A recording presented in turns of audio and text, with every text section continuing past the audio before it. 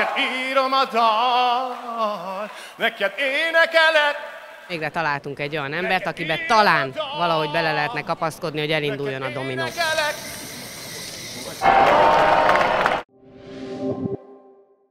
Április 6-án ismét tüntetett Magyar Péter, valamint a Talpra Magyarok Közössége. Történt mindez azok után, hogy az elmúlt hetekben a kormányzati média egész pályás letámadásba kezdett Magyar ellen. Szégyeld magad, Magyar Péter! Magyar Péter erőlnek az interneten. A feleségét is egyfolytában sértegette. Baloldali kis törtetőálmok futása borzalmas. A lejáratások ellenére jóval többen vettek részt, mint a márciusi demonstráción, Magyar pedig megüzente, hogy lekívánja váltani a teljes politikai elitet. Mi magyarok nem leszünk alattvalók a saját hazánkban. Nem leszünk az új földesurak jobbágyai és kiszolgálói. Londonból jött a táblája szerint? Igen. Mi az, ami ezt a nagy elhivatottságot önben előhívja? Ekkora varázselővel bír Magyar Péter? Hát szerintem az is, ahogy őszinte legyek, meg szerintem ez úgymond az utolsó remény. Mire lehet ön szerint képes Magyar Péter? Hát én úgy gondolom, hogy ez valamilyen sorsszerű és mindenre igazából. Hogyha mi mellette vagyunk, akkor mindenre. Lehet rá azt mondani, hogy honnan jött, lehet azt mondani, hogy ő is csak egy, de látjuk, hogy mit csinál. Hát ha majd most lesz ő az az ember, aki valami változást elér.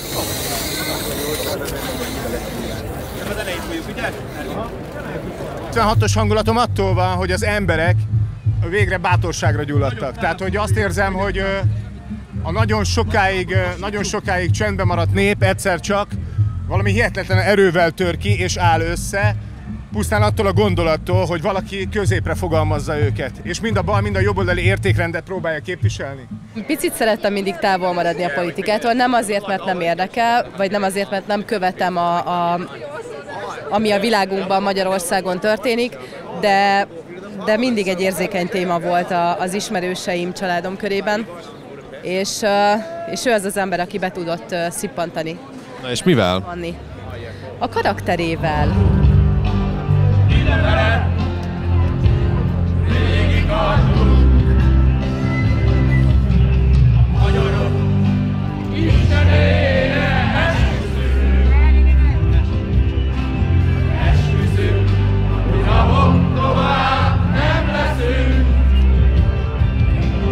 Két hónappal ezelőtt szinte az ismeretlenségből léptél be a politikába, most pedig azért az látszik, hogy nem tudtál itt végigjönni 100 métert anélkül, hogy ne állítsanak meg, nem tudom, 500-an egy közös képre, mindenki nagyon sokat vár tőle, teljes rendszerváltás, stb. Tehát azért azt gondolom, hogy ez nagyon könnyen az ember fejébe szállhat, ez a gyorsan jött siker. Nincs nagyon időm elszállni, mert 2-3 órákat alszunk, én éjjel 2-kor megírtam ezt a beszédemet, 6-kor föl kellett kelnünk, mert rengeteg fennforgás volt itt a szervezésre, ugye 6 heten szerveztük ezt az egész rendezvényt, és egyébként meg nyilván rengeteg szeretetet kap az ember, meg rengeteg elvárás van, meg bizalom, meg remény, ami inkább megterhelő szerintem lelkileg, mert nyilván mindenki egy ember, és mindenkinek 24 órája van, és jelenleg nekem nincs ahhoz hatalmam, hogy az embereknek segítsek. Nyilván terveink vannak, meg elképzeléseink, de azért az, amikor egy emberre helyeznek ekkora reményt, vagy az emberek úgy gondolják, hogy te fogsz mindent megváltoztatni. Próbáltam ma a beszédbe elmondani, hogy én nem azért jöttem, és nem is tudom egyedül a hatalmi elitet leváltani. Lehetek egy indító szikra. Azt mondjuk, hogy még tavaly is ott volt azért Orbán Viktor évértékelőjén, az nem tudom, nem okoz önben egy kis bizonytalanságot? Hát szerintem a remény nagyobb, mint a bizonytalanság. Teljesen független ember kell, aki tényleg most itt van, és tessék, lehet mögé sorakozni. Csak az a baj, hogy a parlamentben ülő pártok közül is mindenki egymást cibálja, és senki nem veszi észre azt, hogy egy célért kellene mennünk. Mitől jobb Magyar Péter, mint mondjuk akár a Gyurcsány, akár a Momentum? Ő nem baszta el. Bár bocsánat. Sok mindenben más nem mond, de valahogy mégis van egy olyan kiállása szerintem, meg egy olyan pillanatban lépett így a szélre, amikor valahogy jobban megmozgatja az embereket. Tehát így 10x év alatt szerintem nagyon nem sikerült semmit az ellenzéki pártoknak letenni az asztalra, most valamiért ez mégis működik. Én se teljesen értem egyébként, hogy miért. Biztos, hogy az ellenzék részén, akik szimpatizánsok voltak, azok nagyon-nagyon sokat csalódtak. Úgyhogy elfáradtunk, és igen, kellett valaki, aki előrébb tud minket vinni.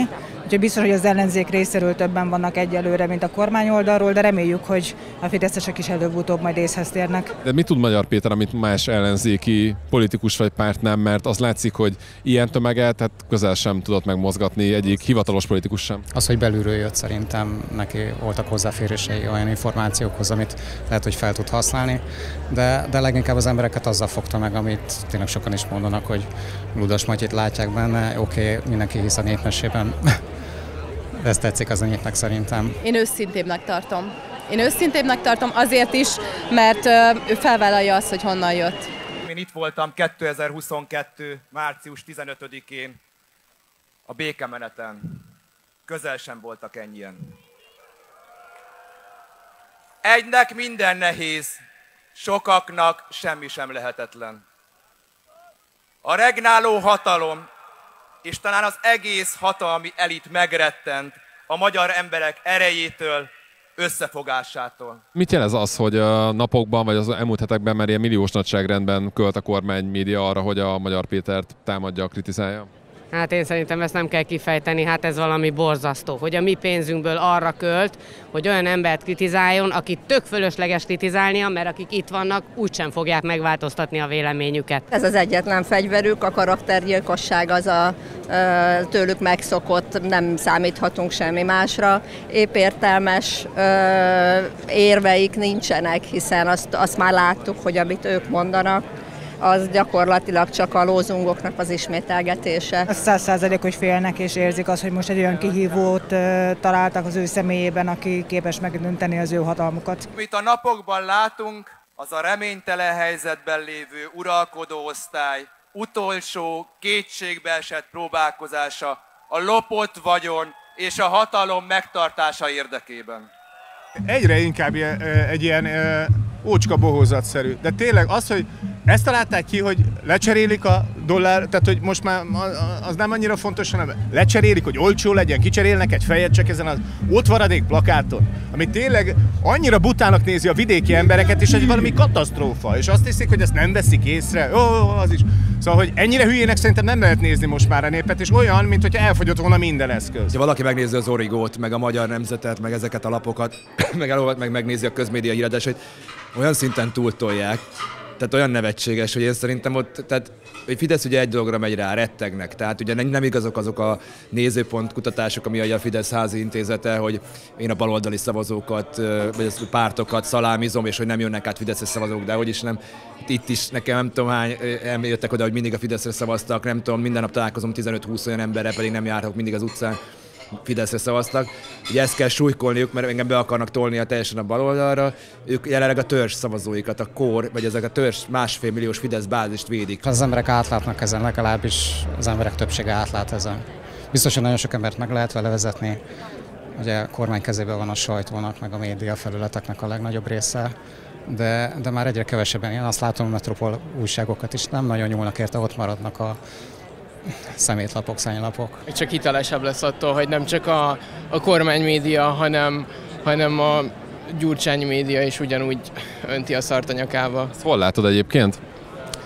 Hát ugye Facebookon követtem az újságokat, meg különböző podcasteket hallgatok, és tényleg az látszik, hogy Gyurcsány próbálja támasztani ezt a rendszert ezzel, hogy ellene beszél. Aztán nevezhetjük egy karaktergyilkosságnak, vagy annak a kezdetének, hogy ez szerinted elég lehet arra, hogy még elbizonytalanítson érdemben embereket?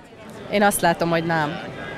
Nem. És ez is azt mutatja, hogy nem elég. Hogy lehet az, barátaim, egy normális országban, hogy a propaganda majd 2 hónapja hazudik rólunk, de egyszer sem hívtak be élőadásba, se a közmédiába, se a propaganda média többi kiszolgálójához, a TV2-höz, a Hír TV-hez, az Indexhez, az Origóhoz, a megyei lapokban, és reggelig sorolhatnám. Az Indexet is többször említetted már, mint propaganda felület. Azt miért gondolod, hogy ők is a rogáni propagandának a részei?